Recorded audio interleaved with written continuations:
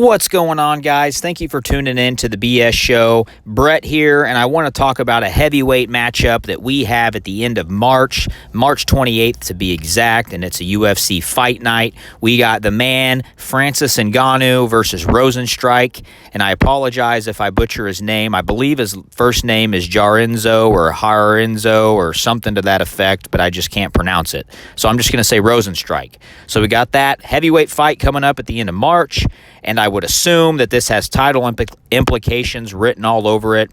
Number one, because who do you give Francis Ngannou after the tear that he's been on? And number two, Rozenstruik's looked very good as well. And Francis Ngannou, I believe, is the number one contender at this point. So this has probably got title implications, which makes that fight even funner and even more popular with the fans, because I think everybody would like to see a Francis Ngannou versus Stipe Miocic rematch, simply because Francis Ngannou was young then in his UFC career, and he gassed out a little bit, and I think he took a lot away from that. So we fully expect Francis Ngannou to be much more polished if he can get the win. But the storyline in this fight, I think, is going to be Francis Ngannou's insane power against Rozenstruik's toughness. From what little I know about Rozenstruik, is he's tough as nails. Or as Chael Sonnen used to say, or usually says, he's tougher than an old leather boot. And it just seems like this guy can absorb almost any strike and just still be standing. So how is he going to take the dynamite in Francis Ngannou's hands? We don't know. We do know that Francis Ngannou has had a few fights when he fights big-time punchers like Derek Lewis or great boxers like Stipe. He struggled a little bit. Number one, he doesn't want to get knocked out. And number two, I think his cardio evaded him a little bit. So I think that's the storyline.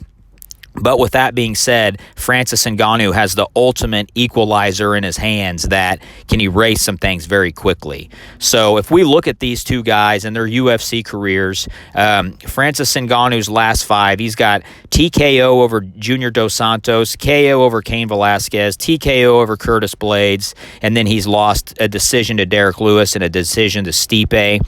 And then some other notable wins. He's got a KO over Alistair Overeem and a TKO over Andrei Arlovski. So it just goes to show that the dude's power is just unreal. And if he connects with you, you're going to sleep. I mean, out of his 14 wins, 10 of them are knockouts or TKOs. So, let's be real here. You can't deny his power.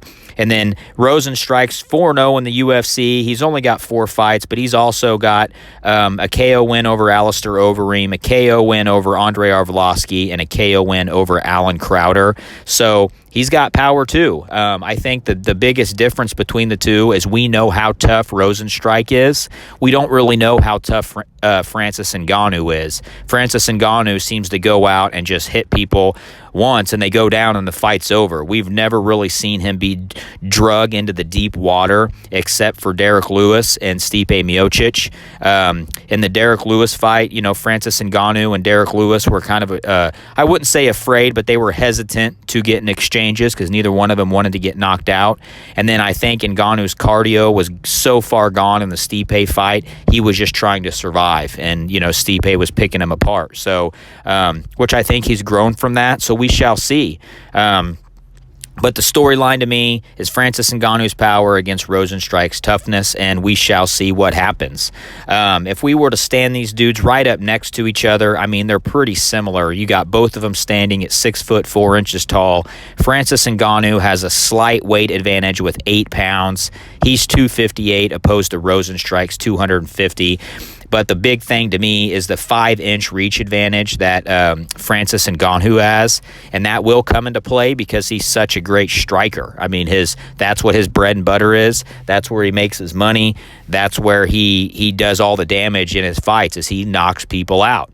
So I think if Rozenstruik's going to have a chance in this fight, not that I'm saying he doesn't have a chance, but I think he's going to have to absorb a lot of those punches, absorb a lot of that power, get Francis Ngannou tired, try to wrestle him, try to wear him down to where that power doesn't translate in those later rounds, and then try to pick him apart. Just because I think that's one thing that Francis Ngannou doesn't have on his side is he's so big and he's so powerful and he's so muscular, and I don't know what his cardio's like. We just rarely see it get that far. So let me know in the comments below, guys, who you got this winning this fight.